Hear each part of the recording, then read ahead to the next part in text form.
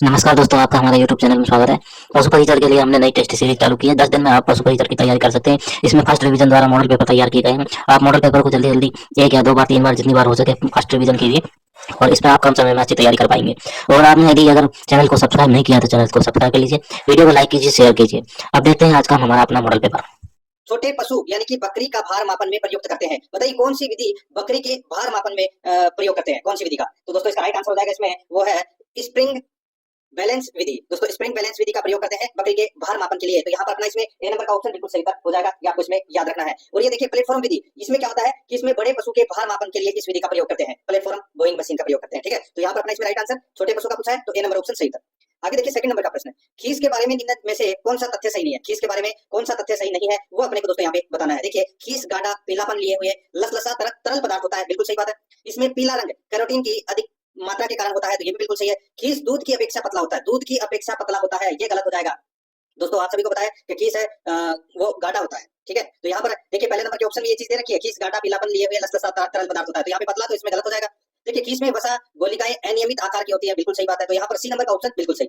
3 number का प्रश्न इसमें देखिए बंद पशु आवास में पशुओं को बांधने की विधि है, बंद पशु आवास में पशुओं को बांधने की विधि है, तो वो कौन सी है? तो वो है दोस्तों बताइए, तो वो है दोस्तों मुंह से मुंह विधि और पूंछ से पूंछ विधि, ये पशुओं को बांधने की विधि है। दोस्तों इसका राइट आंसर हो जाएगा सी नंबर का ऑप्शन बिल्कुल सही उत्तर इसमें हो जाएगा, याद रखना। ठीक है, आगे देखिए यहाँ पे 4 नंबर का प्रश्न है, दूध या क्रीम में वसा के प्रतिशत को वांछित मानक तक बढ़ाने या घटाने की प्रक्रिया को क्या कहा जाता है? दूध या क्रीम में वसा के प्रतिशत को वांछित मानक तक बढ़ाने या घटाने की प्रक्रिया को क्या कहा जाता है? तो दोस्तों इसका राइट आंसर हो जाएगा बताइए, तो उसको बोलते हैं दोस्तों मानकीकरण। क्या बोलते हैं? मानकीकरण। सी नंबर का ऑप्शन बिल्कुल सही उत्तर हो जाएगा, याद रखना। नेक्स्ट आगे देखिए यहाँ पे 5 नंबर का प्रश्न है, भेड़ की कौन सी नस्ल केंद्रीय भेड़ एवं ऊन अनुसंधान संस्थान मालपुरा टोंक राजस्थान द्वारा विकसित की गई है? बताइए कौन सी नस्ल है वो केंद्रीय भेड़ एवं ऊन अनुसंधान संस्थान मालपुरा टोंक के द्वारा विकसित की गई है? तो दोस्तों उसका नाम है कौन सा? तो वो है अविकालीन। कौन सा नाम क्या है? अविकालीन। अविकालीन दोस्तों ये भेड़ की नस्ल है, ये विकसित की गई है। यहाँ पर अपना इसमें ए नंबर का ऑप्शन बिल्कुल सही उत्तर हो जाएगा, याद रखना। आगे देखिए यहाँ पे 6 नंबर का प्रश्न है, निम्न में से कौन सा राष्ट्रीय उद्यान भारत में लगभग विलुप्त एशियाई शेरों का एकमात्र निवास स्थान है? निम्नलिखित में से कौन सा राष्ट्रीय उद्यान भारत में लगभग विलुप्त एशियाई शेरों का एकमात्र निवास स्थान है? तो इसका राइट आंसर क्या हो जाएगा? वो है दोस्तों इसमें कौन सा? तो वो है गिर राष्ट्रीय उद्यान। गिर राष्ट्रीय उद्यान कहाँ पर है? गुजरात में। तो यहाँ पर ए नंबर का ऑप्शन बिल्कुल सही। नेक्स्ट आगे देखिए दोस्तों यहाँ पे दंत सूत्र में लिखे गए देखिए ये मित्रों नहीं है, ठीक है, दंत सूत्र में दोस्तों लिखे गए चित्रों के अंश दर्शाते हैं। तो दोस्तों इसका राइट आंसर क्या हो जाएगा बताइए? अच्छा प्रश्न है दोस्तों ये। तो यहाँ पर इसका राइट आंसर हो जाएगा दोस्तों वो है दंत सूत्र में लिखे गए अंश को दर्शाते हैं। इसका सही उत्तर हो जाएगा दोस्तों इसमें वो है ऊपरी जबड़े के दांत, ऊपरी जबड़े के दांत। तो इसमें राइट आंसर हो जाएगा बी नंबर ऑप्शन बिल्कुल सही। नेक्स्ट आगे देखिए 8 नंबर का प्रश्न है, निम्नलिखित में से कौन मुर्गी की भारतीय नस्ल है? मुर्गी की भारतीय नस्ल कौन सी है? तो राइट आंसर हो जाएगा देखिए व्हाइट लेगहॉर्न नहीं है, ऑस्ट्रेलोप नहीं है और प्लायमाउथ रॉक ये भी नहीं है, तो यहाँ पर बुसरा है। बुसरा है वो दोस्तों भारतीय नस्ल है। राइट आंसर हो जाएगा यहाँ पे डी नंबर का ऑप्शन बिल्कुल सही। और कौन कौन सी भारतीय नस्ल है मुर्गी की? तो दोस्तों घाघस, असील, चटगांव, कोचीन, ब्रह्मा, कड़कनाथ, ये क्या है? ये मुर्गी की नस्ल है दोस्तों भारतीय। तो यहाँ पर अपना इसमें राइट आंसर डी नंबर का ऑप्शन सही बुसरा। ठीक है, आगे देखिए 9 नंबर का प्रश्न है, भेड़ व बकरी के दूध में कानूनी मानकानुसार एसएनएफ की मात्रा कितनी होनी चाहिए? बताइए दोस्तों। दोस्तों भेड़ व बकरी के दूध में कानूनी मानकानुसार एसएनएफ की मात्रा है वो 9.0% रहनी चाहिए। सी नंबर का जो ऑप्शन है वो इसका बिल्कुल सही उत्तर इसमें हो जाएगा। 10 नंबर का प्रश्न इसमें देखिए, निम्नलिखित में से कौन पोल्ट्री फार्म प्रबंधन का एक महत्वपूर्ण घटक नहीं है? निम्नलिखित में से कौन पोल्ट्री फार्म प्रबंधन का एक महत्वपूर्ण घटक नहीं है? दोस्तों इसका जो राइट आंसर हो जाएगा बताइए कौन सा नहीं है?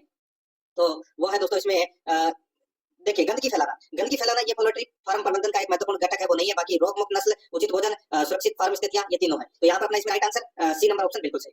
आगे देखिए यहाँ पे 11 नंबर का प्रश्न है, वे रोग जो अचानक तेजी से आते हैं और थोड़ी देर बाद समाप्त हो जाते हैं कहलाते हैं? तो वो क्या कहलाते हैं? दोस्तों उसे बोलते हैं उग्र रोग। क्या बोलते हैं? उग्र रोग। तो यहाँ पर इसमें राइट आंसर हो जाएगा बी नंबर ऑप्शन बिल्कुल सही। और उदाहरण की मैं बात करूं तो दोस्तों गलघोटू और लंगड़ी रोग ये उग्र रोग की श्रेणी में आते हैं। तो यहाँ पर बी नंबर ऑप्शन सही। आगे देखिए वह प्रक्रिया जिसके द्वारा जैविक कचरे को नष्ट करने के लिए कीड़ों का उपयोग किया जाता है, वह प्रक्रिया जिसके द्वारा जैविक कचरे को नष्ट करने के लिए कीड़ों का उपयोग किया जाता है, तो दोस्तों इसका राइट आंसर हो जाएगा उसे बोलते हैं वर्मी कंपोस्टिंग। क्या बोलते हैं? Vermi composting. तो यहाँ पर अपने इसमें सी नंबर का ऑप्शन बिल्कुल सही हो जाएगा, याद रखना। नेक्स्ट आगे देखिए यहाँ पे 13 नंबर का प्रश्न है, दूध लैक्टोज के अम्ल में परिवर्तन होने से खट्टा बन जाता है। दूध लैक्टोज के कौन से अम्ल में परिवर्तित होने से खट्टा बन जाता है? इसका जो राइट आंसर हो जाएगा वो है इसमें कौन सा बताइए? तो दोस्तों वो है इसमें देखिए दूध लैक्टोज के अम्ल में परिवर्तित होने से खट्टा बन जाता है।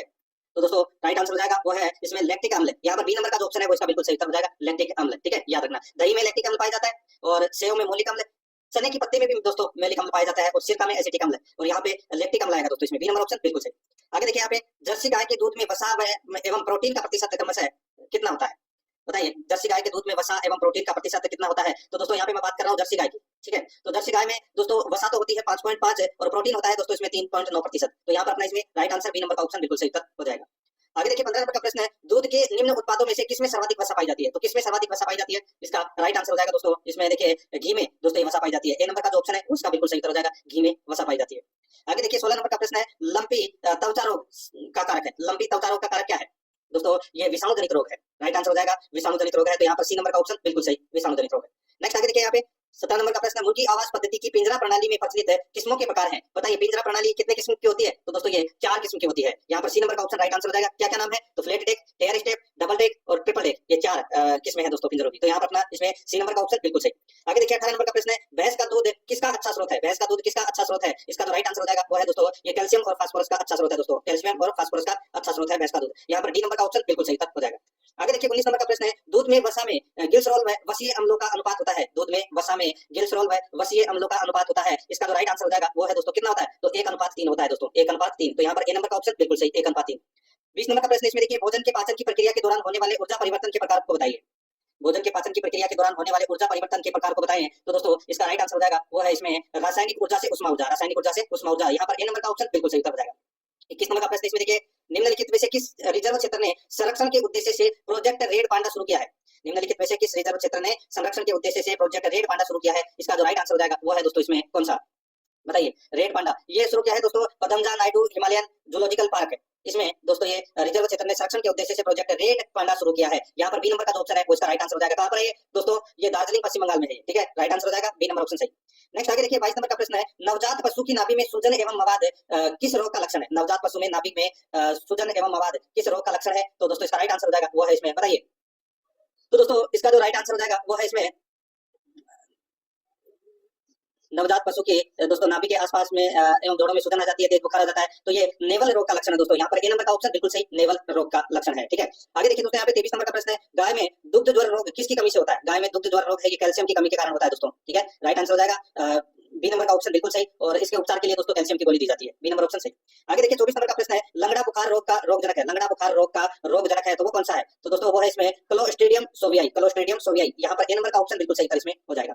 आगे देखिए 25 नंबर का प्रश्न है, पशुओं में बीमारी के कारण कारक के संबंध में सही युग्म कौन सा है? पशुओं में बीमारी के कारण या कारक के संबंध में सही युग्म कौन सा है वो अपने को यहाँ पर बताना है दोस्तों। यहाँ पर देखिए रिंग वर्म, ये रिंग वर्म क्या है? ये बीमारी है, और इसका कारण क्या है? तो दोस्तों इसका कारण है देखिए हार्मोन की गड़बड़ी, ठीक है। हार्मोन की गड़बड़ी यानी कि फफूंद संक्रमण।